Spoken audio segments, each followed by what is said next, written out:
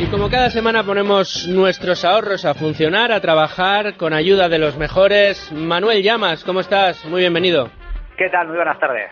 Muchas gracias por sacar un hueco en tu apretadísima agenda, igual que ha hecho en el día de hoy Domingo Soriano. ¿Qué tal, Domingo? ¿Cómo estás? Hola, ¿qué tal, Luis Fernando? Muy bienvenido, muchas gracias por estar con nosotros. No podemos dejar de saludar en un domingo como hoy y a una hora como esta a Value School, hoy con Andrei Trucmel. ¿Qué tal, Andrei? ¿Cómo estás?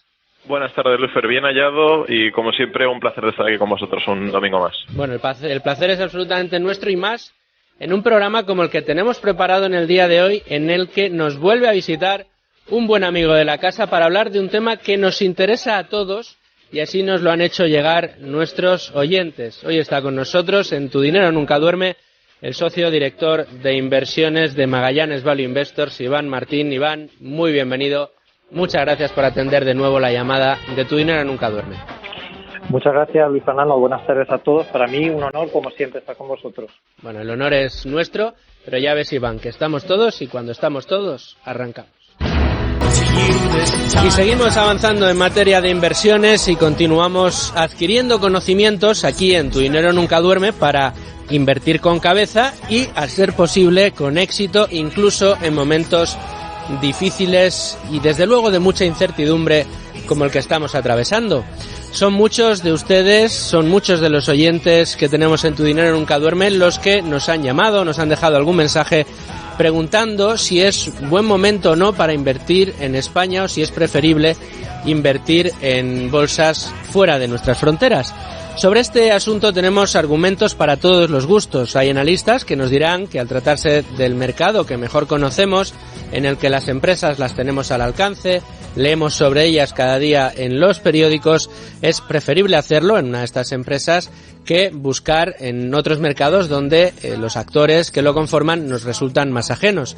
En cambio, otros analistas nos dirán que dado el panorama que ofrece la economía española, da la sensación de que el sufrimiento de las empresas en el entorno ibérico va a ser mucho mayor que el que atraviesan en otras latitudes. Por eso, para dar respuesta a esta pregunta, ¿es buen momento para invertir en bolsa española? ¿Es buen momento para buscar alternativas, oportunidades en nuestro mercado?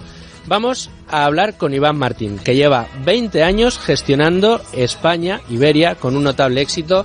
Hay que recordar que lleva un más 8, un 8% anual compuesto, lo que implica multiplicar por 4 el dinero frente a un IBEX 35 que no ha hecho nada. En Magallanes Iberia, Iván Martín ha logrado que su fondo alcance la calificación Morningstar Gold, oro, reconociéndolo como el mejor fondo de la categoría y siendo el único con esta máxima calificación. Iván, hay que recordar que recibió en 2018 el premio a mejor gestor en renta variable Iberia, insisto, de ese año por Citywire.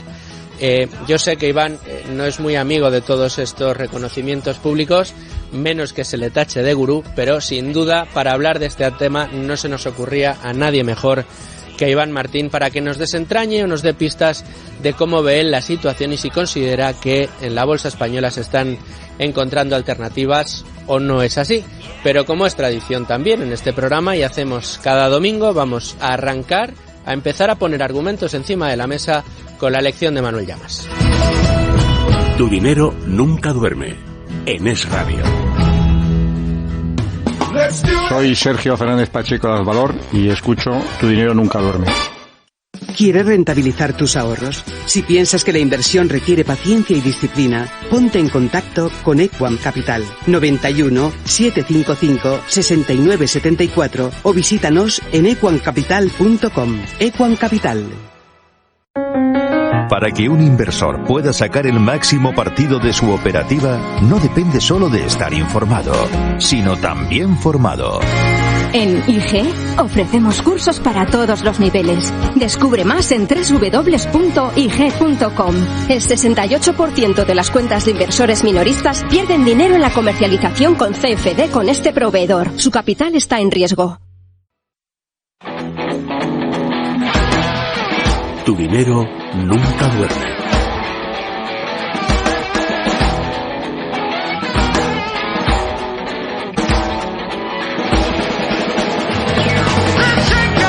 Manuel Llamas, tiempo de tu lección en el día de hoy. Yo creo que para poner en situación casi mejor que nos hagas un repaso de cómo lo ha hecho la bolsa española en lo que va de año. Pues Luis Fernando, la bolsa española, para resumir, lo ha hecho bastante mal en lo que va de año, a diferencia de lo que ha sucedido con otras bolsas mundiales, porque todas han sufrido con la crisis del coronavirus, pero en especial mucho más unas que otras. Y en el caso de la bolsa española, pues prácticamente se lleva la palma. El IBEX 35 empezó el año luchando por conquistar los 10.000 puntos y ahora ronda los 7.000. Ha perdido casi un 30% como consecuencia del estallido de la pandemia. Pero atención, porque si echamos la vista un poco más atrás, observamos cómo la bolsa española se ha hundido más de un 50% desde finales del año 2007, después de que estallara la crisis financiera internacional, que fue cuando alcanzó su máximo histórico. Tendría que subir, por tanto, cerca de un 120% para recuperar todo el terreno perdido durante estos 13 años. La bolsa europea, por el contrario, ha recuperado buena parte de lo perdido durante la pandemia, mientras que en el caso de la bolsa americana no solo ha borrado de un plumazo las pérdidas cosechadas fundamentalmente en el mes de marzo,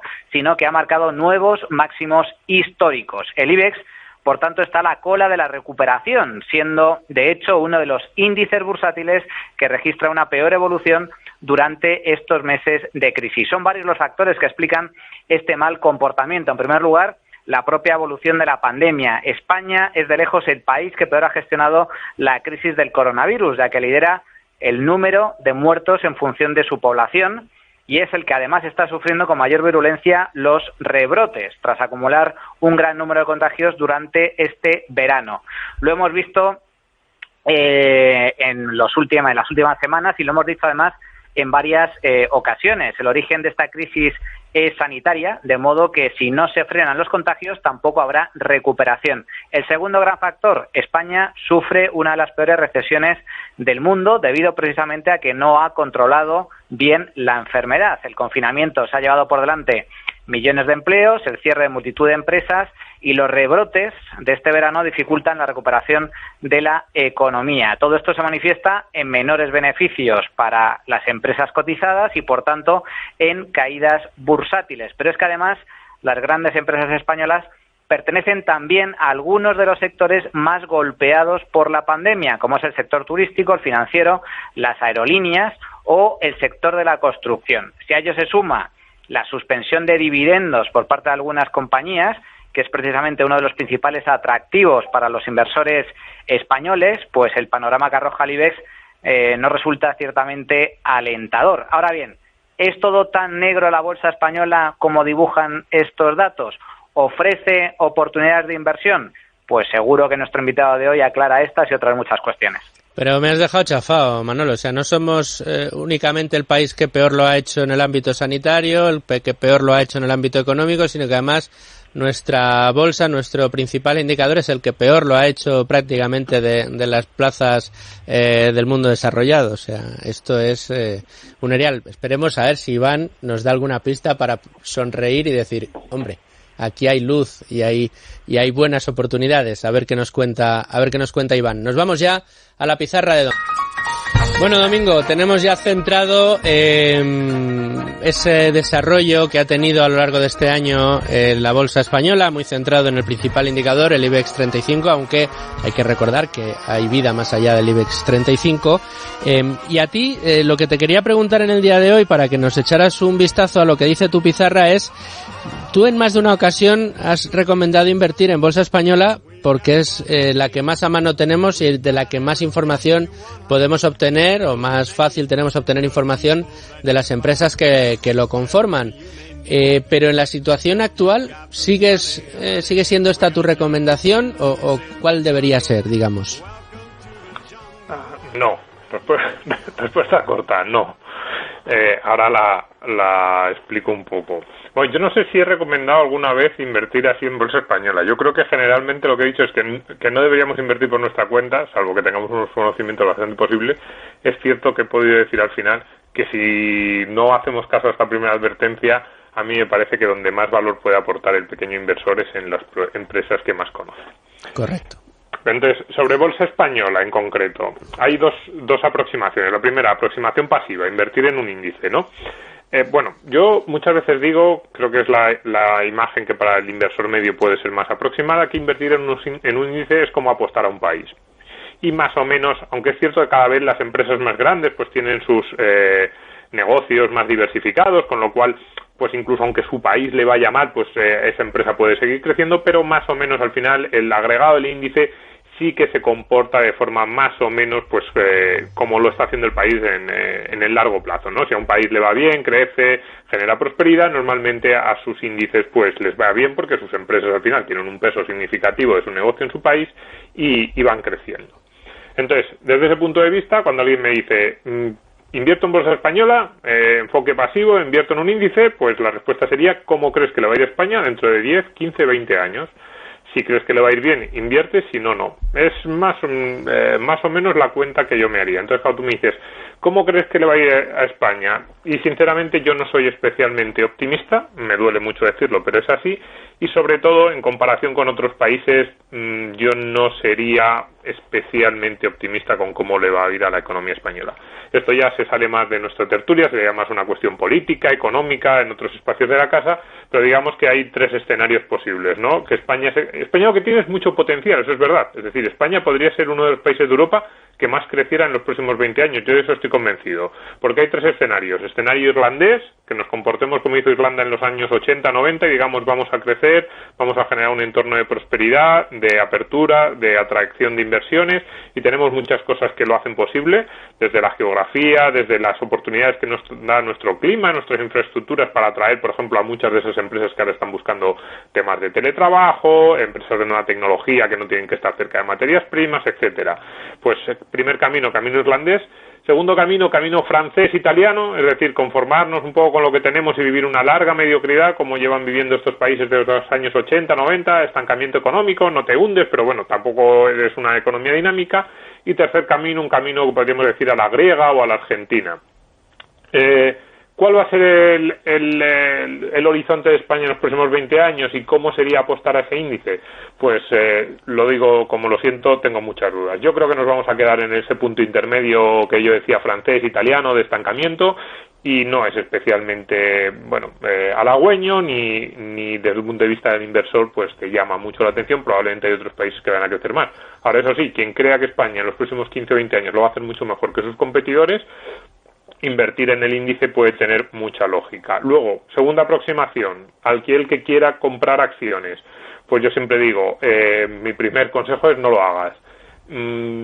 Si me dice, no, estoy convencido, voy a comprar acciones, tengo conocimientos, me gusta el tema, creo que puedo analizar bien el balance de una empresa, entonces en ese caso mi consejo sería, busca las empresas que mejor conozcas. Y ahí sí, y fíjate, más que las que mejor conozcas, aquellas en las que puedas aportar un valor añadido. Es decir, yo no niego que una persona pueda analizar Apple y conocerla al dedillo y decir, pues creo que hay que comprar o no comprar Apple, pero ¿cuánta gente hay mirando Apple en el mundo? Realmente, ¿qué valor vamos a aportar nosotros como un pequeño inversor que se pone a mirar Apple? ¿Vamos a saber mucho más de la compañía que todas esas centenares de analistas, millares de analistas que hay por el mundo que han escrutado hasta el último dato, que se han reunido con sus ingenieros, que han analizado las tendencias de futuro?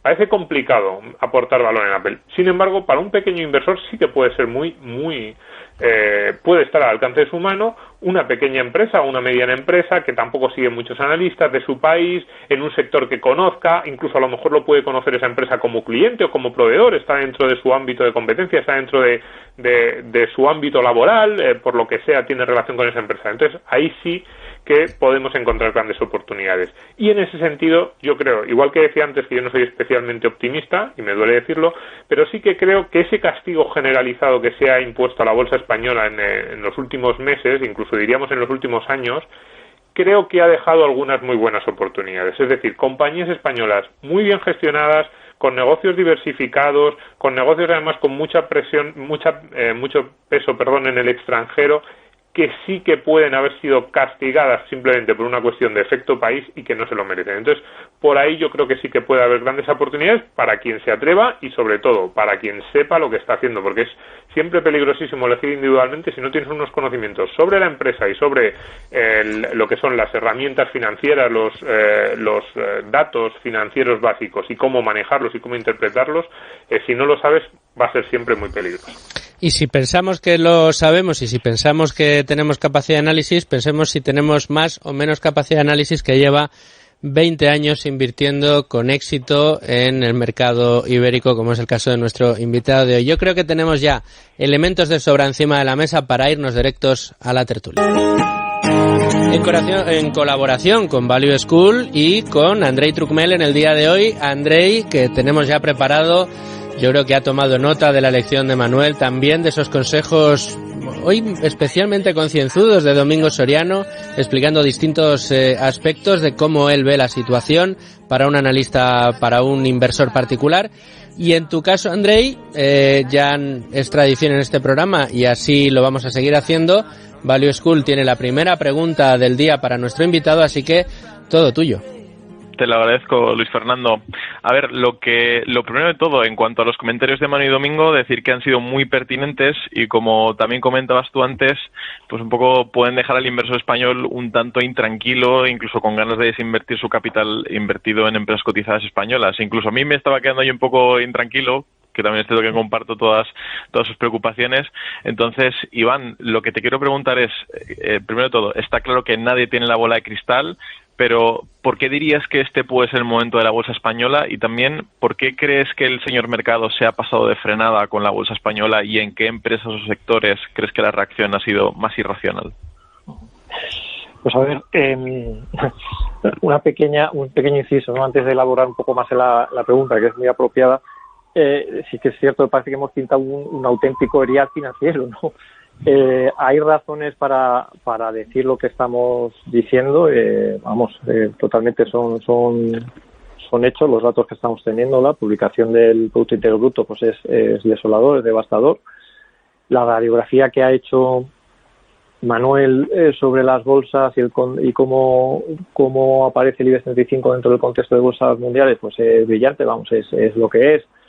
Y deja en el lugar pues que se merece por los datos de actividad económica y de destrucción de crecimiento económico al IBEX 35. Aquí una reflexión interesante, ¿no? Cuando vemos si unos lo han hecho bien, otros lo han hecho mal, ¿no? La gestión de la economía, la gestión de la situación. Aquí hay un termómetro que pasa, creo, desapercibido, y es una forma de medir más allá del PIB, que es lo que es, ¿no? Una caída brutal de 20% en el trimestre, ¿no? Estamos al final de nuestros comparables. Como decía Manuel, el IBEX ha caído en lo que va de año. Si es que el IBEX representa, que son todas las cosas interesantes a mirar, representa la economía española, pero bueno, es una aproximación. Se ha caído en torno al 25-26% y lo comparamos con la media de los mercados en Europa, que han caído un 10%.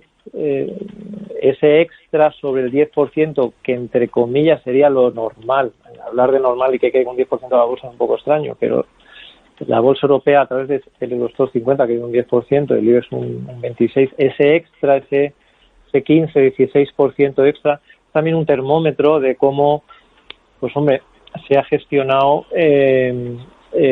la situación en España, ¿no? Es un buen termómetro a tener en cuenta también. Esto no son especuladores ni gente extraña, son inversores nacionales e internacionales que se posicionan acorde, ¿no? Hecha esta reflexión y yendo, Andrei, directamente a que si es el momento y qué sectores, también quiero dejar claro que va a ser inevitable que nombre a compañías, porque hablar de los índices y los mercados, pues a mí me gusta bajar un poco más a la arena y dar nombres y hablar de ejemplos, lo que no quiere decir, y esto sí lo quiero dejar claro, que sea una recomendación para comprarlos o venderlos o todo lo contrario, ¿no? Esto no estoy recomendando ninguna de estas cosas, pero va a ser inevitable hablar de nombres y de ejemplos. Entonces, si es momento... Yo creo que es la mejor manera de enterarnos, Iván, así que te lo agradecemos. Si es el momento, Domingo me ha gustado cuando ha dicho no directamente no, y hay que elaborar, no el momento de invertir o no, sino la forma de hacer las cosas, etcétera, ¿no? Y luego ha elaborado. Yo creo que dado el historial que tiene la bolsa española, en momentos de máxima penalización, en los más difíciles, máxima incertidumbre, difíciles y mucha incertidumbre, ¿no? Empezaba Luis Fernando, ¿verdad?, que son los actuales, históricamente no ha funcionado, y déjame que lo exprese así un poco burdamente, no ha funcionado mal la estrategia de comprar en el peor momento. Elaborando un poquito más, porque yo creo que merece la pena, los últimos 20 años de la historia de la bolsa española, que ya son años, hemos tenido 4 episodios.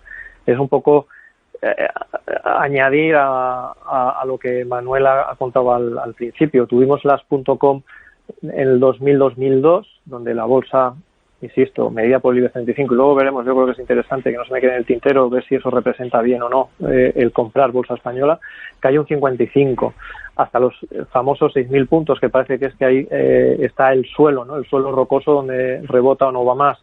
Luego tuvimos 2007, 2009, si recordáis también, ¿verdad?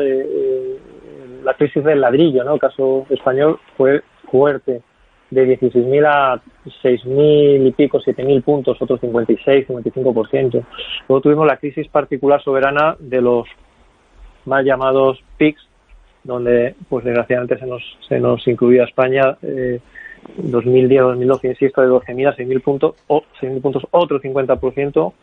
Y lo reciente, 2017, he querido poner a la actual situación 2020, donde lo etiqueto como la crisis de gobiernos, por llamarlo de alguna manera, junto con el COVID, donde hemos pasado de esos 12.000 puntos a los 6.000, recientemente hemos rebotado hasta los 7.000. O sea, tenemos un historial, no sé si iba a decir tristemente, es la realidad, de espaldas curtidas, de un índice muy, muy volátil, lo cual no quiere decir que sea malo, y lo cual quiere decir que si lo estudiamos puede tener oportunidades. Lo cual la respuesta rápida, basado simplemente en esto, que tiene la elaboración que tiene, que es la historia, es que sí, sería un momento porque es de máxima incertidumbre. Y recordemos que la bolsa refleja expectativas y lo que estamos viviendo en el momento, que pensamos que se va a repetir siempre. Pensamos que la caída del trimestre del 20 y tantos % del PIB va a ser así toda la vida, ¿no? Estaríamos apañados, apareceríamos en pocos trimestres, ¿no? La economía española, y eso, pues en qué cabeza cabe que no sea así.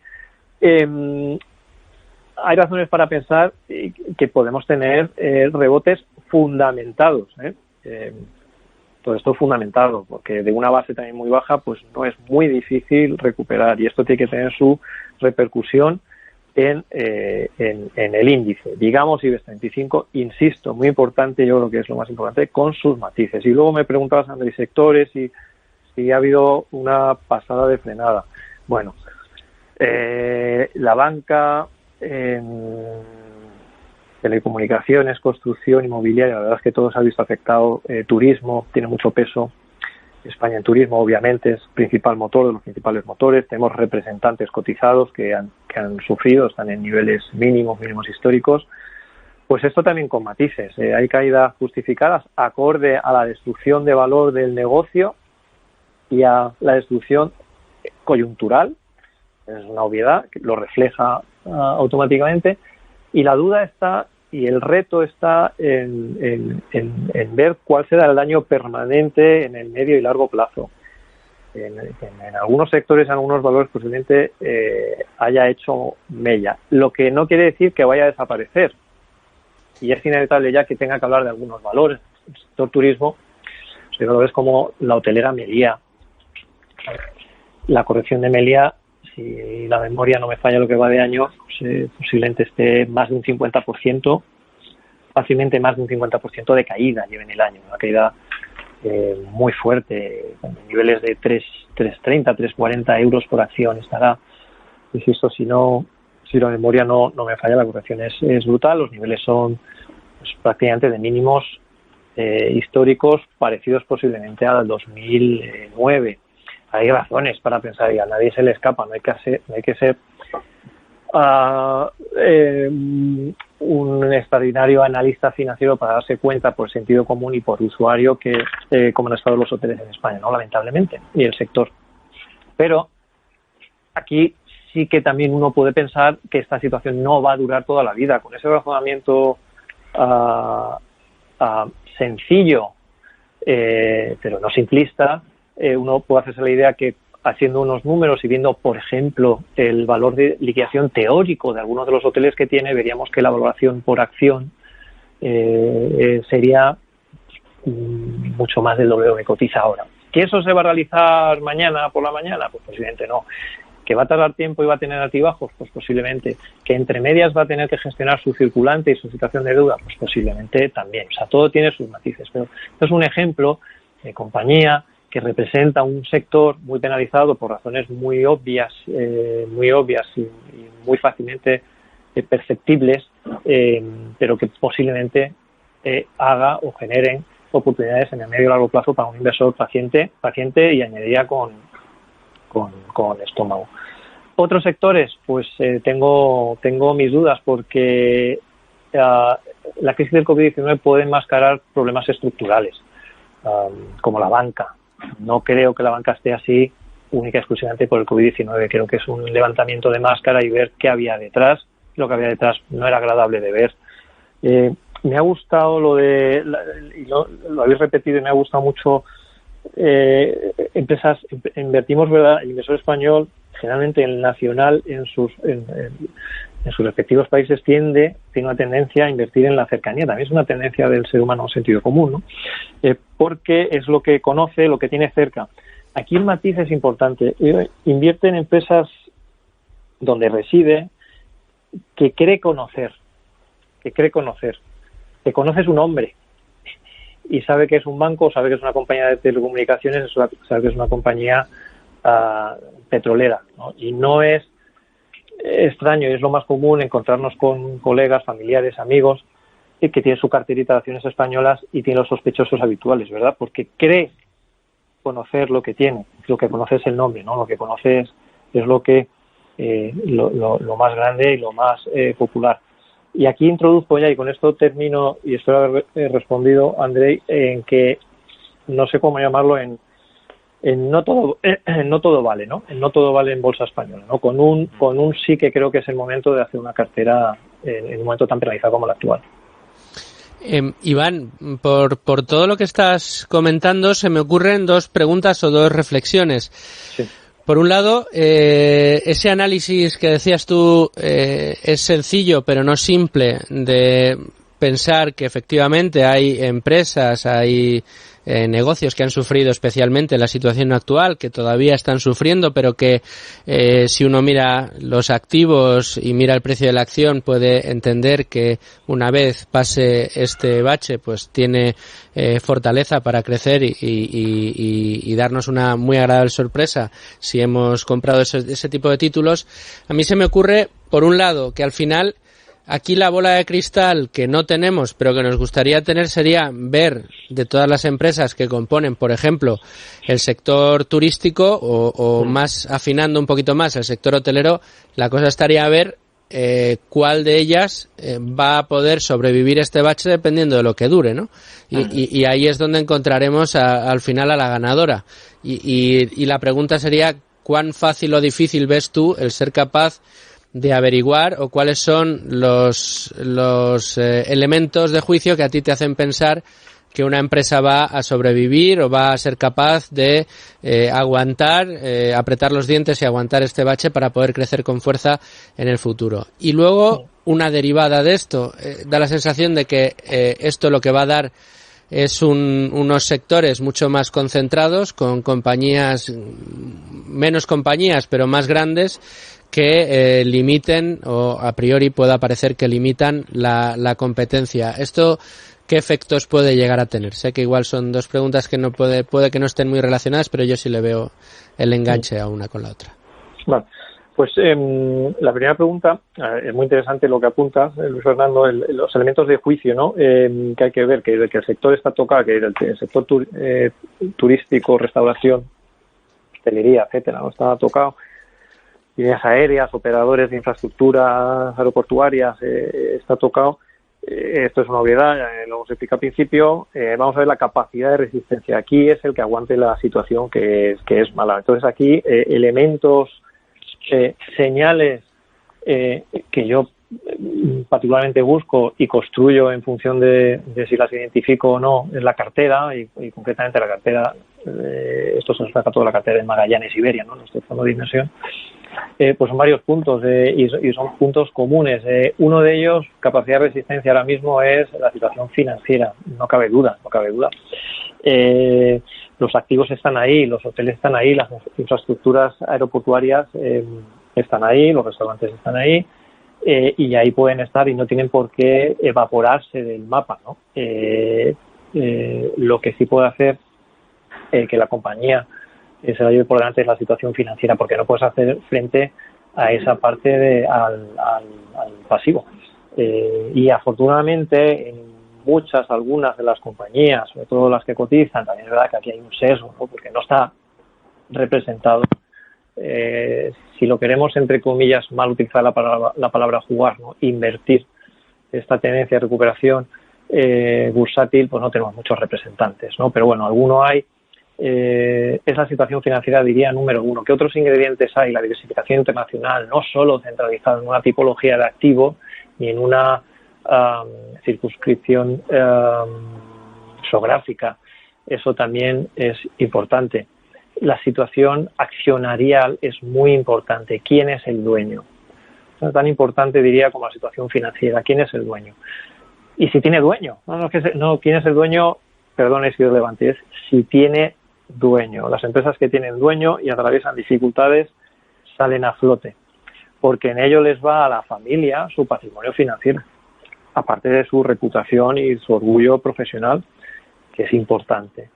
Y muchos de estos negocios, como sabéis, el hotelero es un negocio familiar por excelencia y ha pasado crisis muy, muy duras en el pasado también. Esta es particularmente dura. Eso es una no garantía, pero es un aval importante. Y me remito otra vez a Amelia, que da con todos estos tics, ¿vale? Que dan ciertos avales, unos avales sólidos, para poder tener esa capacidad de resistencia a elementos de juicio comercial. Me parece muy apropiada la expresión, que si vienen a corto plazo, pues no vendrán grandes alegrías, pues posiblemente sean las que estén ahí para cuando esto revierta. Y revertir no quiere decir volver a los mismos niveles o por encima, es recuperar una parte de lo perdido, porque ahora mismo las cotizaciones descuentan que no se recupera prácticamente nada, ¿vale? Ese es el detalle importante. Y luego, Luis Fernando, me preguntas también competencia, ¿en qué sentido? Sí, después de esta crisis en la que pues parece que en sectores muy tocados, como bien comentabas, terminarán, pues las empresas que no aguanten irán desapareciendo, y de la sensación de que cuando todo esto termine quedarán únicamente los más fuertes, con lo cual serán sectores donde habrá mucha concentración y no habrá tanta competencia. Habrá espacio para la competencia, pero tendrá que ir viniendo poco a poco, ¿no? Mira, se me viene a la cabeza el sector financiero, ¿no? Que se está hablando concretamente de esto. Es otro de los ejemplos, sí. El índice de concentración, aunque parezca mentira, todavía tenemos un número de bancos elevados en España, ¿no? El índice de concentración está lejos de poner en peligro lo que es eso, el control casi oligopolístico de un mercado. O sea, hay cabida para más concentración. El sector hotelero pues es un sector muy fragmentado que posiblemente traiga concentración, pero pueden más los elementos de sector bien gestionado o saneado por la empresa familiar. O sea, hay unas características que hace que yo particularmente no tema por movimientos de concentración que puedan afectar al consumidor final. Es más, si lo hubiera, y estamos en el lado de la inversión, no necesariamente tiene que ser malo. Un negocio más concentrado, con menos jugadores, con menos operadores, ya le hace la banca, inmobiliario, que también es un sector posiblemente donde vengan concentraciones, o el hotelero, pues desde el punto de vista empresarial, pues un escenario mejor que cuando la concentración es alta. Y hay otra cosa interesante que aplica a todo. Cuando el capital sale, eso impulsa, o sea, sale porque los retornos no son aceptables. Los retornos en muchas de estas actividades no son aceptables, no son aceptables, es que hay pérdidas. Entonces eso hace que también haya que el efecto concentración natural por la situación de buscar retornos haga que a futuro los que sobrevivan sean más interesantes desde el punto de vista de la inversión. O sea, pensando en términos de inversión no tiene por qué ser necesariamente malo, al revés. Manuel. Iván, has citado ya en varias ocasiones el caso de Meliá, que también lo hemos comentado en algún que otro programa. A mí me gustaría que nos explicaras un poco tu tesis de inversión en al menos otros dos valores que consideres que dentro de la cartera ibérica tienen alta capacidad de revalorización, porque entre otros motivos han resultado fuertemente castigadas de forma quizás absolutamente injustificada durante estos últimos meses. Sí. Manuel, no voy a eludir te voy a decir 2 y 3 y más valores. Profundizar en el caso de inversión, insisto, no quiero que sean recomendaciones de pues hay que comprar esto, hay que vender otra cosa, ¿no? Pero sí que te reflejo lo que tengo en cartera, ¿no? La mejor explicación. Y puntualizo cosas que se repiten y sí que me gustaría abordar el tema de comprar bolsa española no es comprar el IBEX 35, ¿vale? Uh-huh. Yo históricamente los datos que hemos dicho al principio, que ha señalado Luis Fernando de 20 años gestionando, pues así a bote pronto diría que esas rentabilidades, esos retornos del fondo que he gestionado, pues habrán tenido de media no más del 10% de valores del IBEX. O sea, es posible ganar dinero en bolsa española sin tener una representación de un sesgo brutal en IBEX 35, ¿vale? Eso es importante. Eso es importante porque si uno echa un vistazo atrás al IBEX 35 y el nivel en el que está con los pesos que tiene actualmente, pues uno se sorprende, ¿no? Como una Telefónica te pesa un 5 o un 6% cuando hace años pues era, no recuerdo, pero posiblemente en la burbuja TMT, en las .com, ¿verdad? Pues a lo mejor era el 20% de la cartera. O sea, matiz importante. Y por eso la cartera y los nombres que voy a decir ahora, que a mí me parece interesante, y es donde pues fijo mi atención, pero no es algo nuevo, es la dinámica de los últimos 20 años, pues son estos invisibles que están detrás del IBEX 35 y son los que pagan el síndrome del justo por pecadores, que es lo que ha pasado. Este año es un justo por pecadores, ¿no? Te cae todo, hay un reseteo y te cae lo que se lo merece y lo que aparentemente no se lo merece, y luego es cuestión de tiempo que el inversor, cuando toda la volatilidad y todo ese polvo ambiental desaparece, pues premia. Empresas, claro, no quiere decir no IBEX, no quiero estigmatizar el IBEX, pero preferiblemente fuera del IBEX, invisibles, ¿no? Que están detrás del IBEX. Con presencia familiar, gestión familiar, con situación financiera saludable, y si tiene deuda, poca deuda o caja, mejor, con perfiles exportadores, lo nombrabais, ahora no me acuerdo al principio, con perfiles basadas en España sí, pero con perfiles claramente internacionales exportadoras, esas son las ideales. Por ejemplo, en España tenemos grandes empresas papeleras, el papel, ¿verdad? Que hace pues, algo como muy antiguo, muy de modé, muy, decían los más elaborados, declining business, ¿no? Eso es que decir que es un negocio que se está arruinando. Pues ahora vemos un efecto sustitución de todo lo que es plástico hasta papel, ¿no? De forma así muy genérica. Pero en España, la península ibérica, por las condiciones que tenemos grandes papeleras y una ventaja competitiva que hace que tengamos grandes jugadores integrados y con márgenes muy significativos. Pues estas empresas han estado muy penalizadas, de caídas del 20 o 30% en el año, en media a las caídas que hemos tenido en el IBEX, y en mi opinión no se lo merece. Pues aquí está Iberpapel, por ejemplo, Miquel y Costas, que es papelera, pero no hace necesariamente papeles más commodities, ¿no? Está detrás de los papeles que usamos diariamente las bolsitas de té, como ejemplo, ¿no? Y dudo mucho que las bolsitas de té pues hayan caído del consumo un 30%, ¿no? Es un ejemplo. ¿Qué ejemplos? Otros ejemplos. En España está basada Applus. Applus es el líder mundial en certificaciones, en inspecciones, en testing. Es una compañía que los gurús que hablan de las megatendencias del futuro, pues si hay una megatendencia es que todos queremos velar por la seguridad del agua que consumimos, de la seguridad de los coches que conducimos, los requisitos regulatorios en las emisiones de los coches o de los aires acondicionados, y esto tiene que venir una empresa, un externo independiente, y experto que te diga esto es certificado ISO X, lo que sea, o la seguridad no pasa. Y eso te lo hacen 4 o 5 jugadores en el mundo. A+, una empresa basada en España, presente en 70 países, líder mundial, con un crecimiento estructural que lo tiene delante, pues una compañía que ha sufrido mucho en lo que va de año. Pues otra compañía a 6,5 euros, por debajo de 7. Hombre, no sé si su valor podría volver a ser 18 euros como hace años, pero hombre, por encima de lo que está en base a las tendencias, seguro que sí. Lleva un 40% de caída en lo que va de año. Inditex, algo más conocido, y aquí rompo lo que digo al principio de IBEX 35. Es IBEX 35, pero en el año va un 25% abajo. Pues igual, es el tema de empresa familiar, situación de caja favorable y vertiente internacional, no necesariamente tiene que ser una empresa mediana pequeña. Te lo encuentras más, pero no necesariamente. Inditex es una de las empresas más grandes y tiene estos ingredientes. Pues igual, en niveles de 24, por debajo de 24 euros, 25 euros, pues hombre, es una oportunidad para el medio y largo plazo que veo bastante razonable, ¿no? Con unas tendencias de crecimiento que en el corto plazo hemos tenido tiendas cerradas, obviamente, pues se ha vendido menos, sí. Pero en el medio y largo plazo, con su digitalización o su migración o desarrollo a la par de tiendas físicas o migración hacia el online, pues está funcionando perfectamente. Farmacéuticas. También tenemos farmacéuticas en España, laboratorios FAES, sin ir más lejos, ¿no? Hemos estado hablando recientemente con ellos,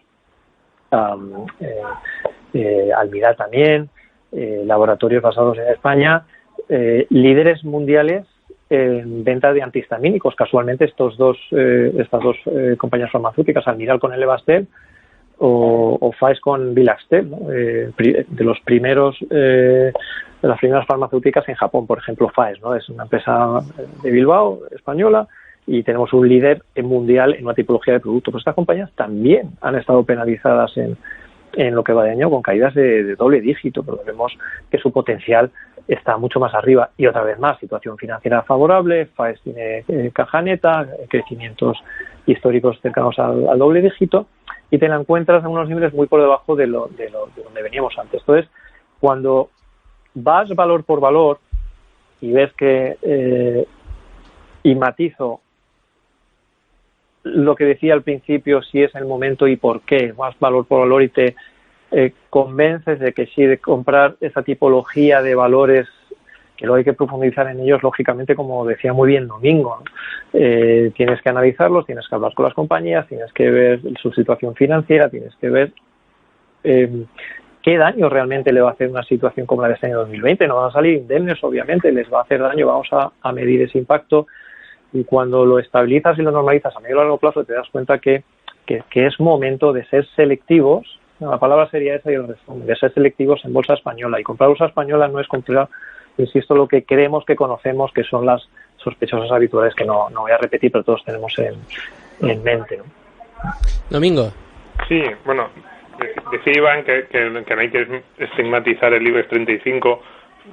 Yo sí un poco lo hago. También yo soy aquí el periodista, puedo decir lo que quiera. No, es verdad, porque un poco cuando antes Luis Fer me preguntaba y yo decía, no es momento de comprar bolsa española, bueno, ya decía que sobre todo los índices, fundamentalmente pensaba en el IBEX 35, que al final es la típica inversión que suele hacer el inversor medio, por dos cosas. Yo sé que esto incluso me puede influenciar mi profesión, pero a mí lo que no me gusta es el riesgo político que veo ahí. Digamos, veo demasiadas compañías en el IBEX 35 que viven del BOE y veo un BOE que no me gusta. Ni me gusta el presente ni me gusta lo que se intuye a futuro. Entonces ahí, incluso con el castigo que tienen y con el potencial de revalorización, a mí sigue habiendo ahí ese riesgo político, y digo el riesgo político ni siquiera una implosión del país, sino simplemente a ese estancamiento que yo decía que no me gusta. Pero al mismo tiempo, yo sí, también lo decía en mi intervención, creo que hay una serie de oportunidades fantásticas entre las pequeñas y medianas empresas.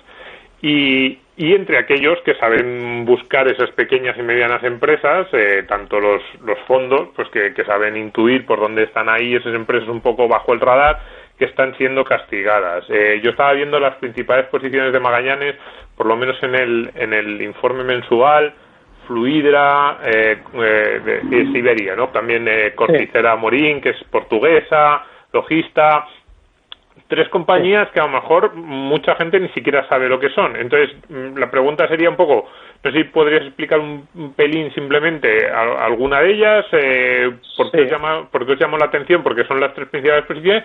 Y 2, a ese ahorrador que dice, venga, yo quiero ir por mi cuenta, quiero, incluso aunque solo sea una pequeña parte de la cartera, que yo eso sí que a veces le digo sobre todo a gente que le gusta y eso, bueno, venga, pues una pequeña parte, inviértela tú, aunque solo sea para irte fijando más en las compañías, ir viendo lo que hay que analizar y ir fogueándote un poco, ir conociendo cómo ser un inversor, de mirar al detalle un balance.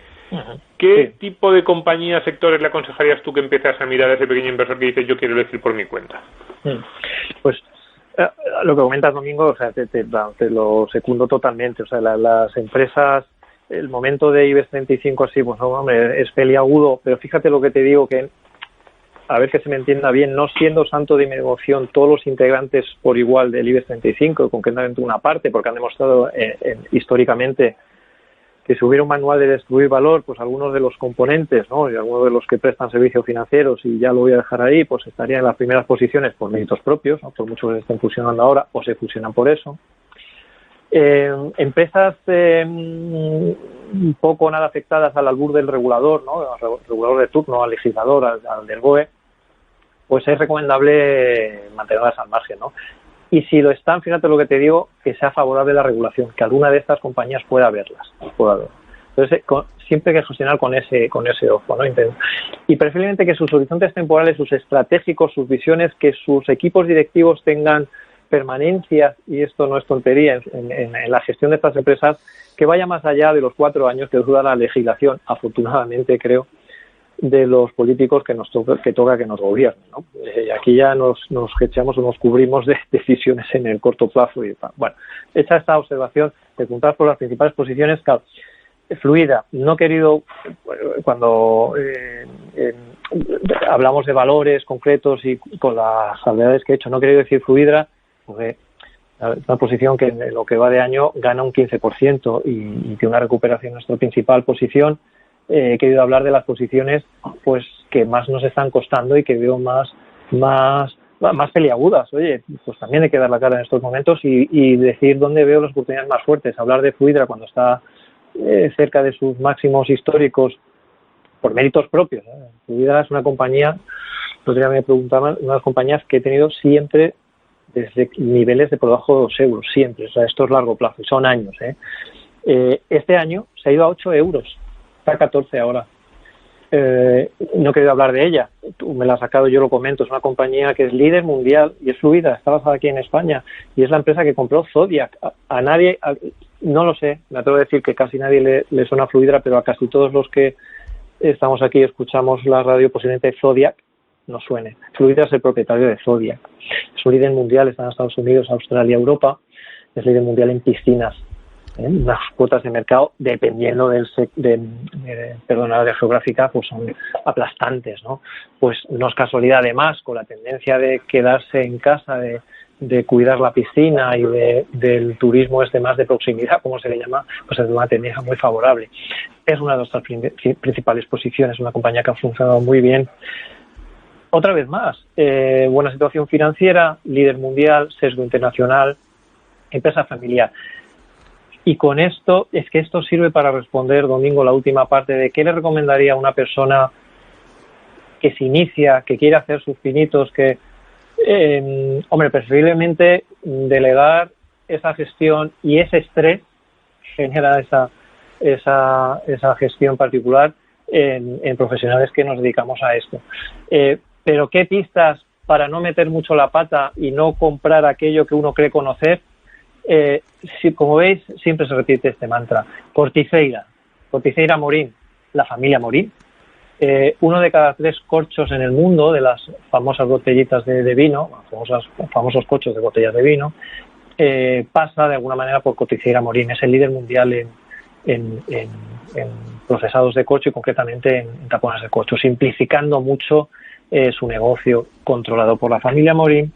En este caso es una empresa portuguesa, pero con intereses muy fuertes en España, concretamente en la zona de Cataluña, en las extensiones de y en Extremadura también, de Alcornoque y producción tradicional de corcho, que prácticamente en el año está plano. Por eso tampoco he querido incidir en compañías que han ido muy muy bien. Ha pasado de 7,5 € a prácticamente 11, ¿no? Que esta hora viene de 12.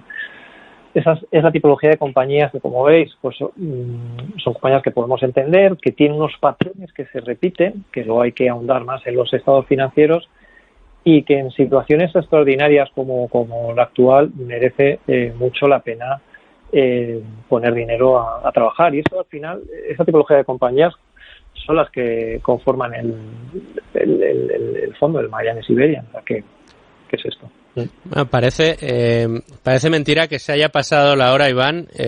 Yo la verdad que me faltan papeles para tomar notas. Creo que ha sido uno de esos programas en los que nos has transmitido no solo conocimiento, sino también muchas pistas y parte de esa fuerte dificultad que tiene tener esa capacidad de análisis y el por qué has tenido el éxito que has tenido durante estos últimos 20 años, y la verdad que desde aquí esperamos, confiamos y deseamos que los próximos 20 sigas teniendo el mismo éxito, sobre todo para los que te acompañamos en esta singladura. Así que Iván, te agradezco muchísimo el tiempo que nos dedicas. Lástima que no tengamos más minutos para disfrutar más tiempo de ti, pero ya sabes que te volveremos a llamar.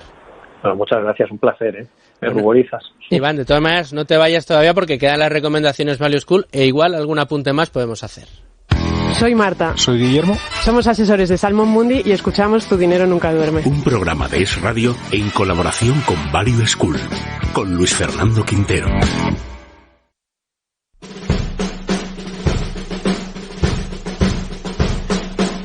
En Es Radio, Tu Dinero Nunca Duerme, con Luis Fernando Quintero. Bueno, y tiempo para las recomendaciones Value School, querido Andrei, programa importante con recomendaciones importantes también. Sí, tengo 4 balas, así que voy a empezar a disparar. La primera de ellas, además, voy a hacer un pequeño disclaimer antes, que es que es una opinión personal, ¿de acuerdo? Pero yo cada vez que escucho a Iván siempre me quedo con ganas de más por la profundidad de sus razonamientos y reflexiones, y es como ese tipo de persona al que escuchas y hace que te hagas preguntas también que te hacen aprender más.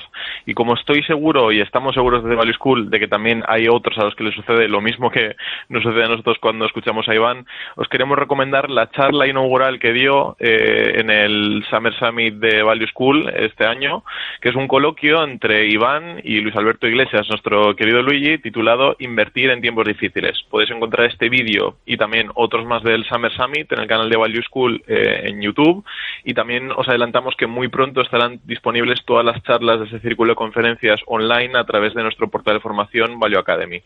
Bien, la segunda recomendación es que, bueno, si algo nos ha quedado claro hoy es que hay mucho valor en el mercado nacional. Esta recomendación que os traemos ahora es una charla también de Value School titulada Compañías infravaloradas en la Bolsa Española, en la que participan Alfonso de Gregorio y Laura Yacutot de Tree Asset Management. Echadle un vistazo porque, además de presentar su filosofía de inversión, también hablan de empresas españolas y explican por qué son ideas interesantes para el inversor a largo plazo.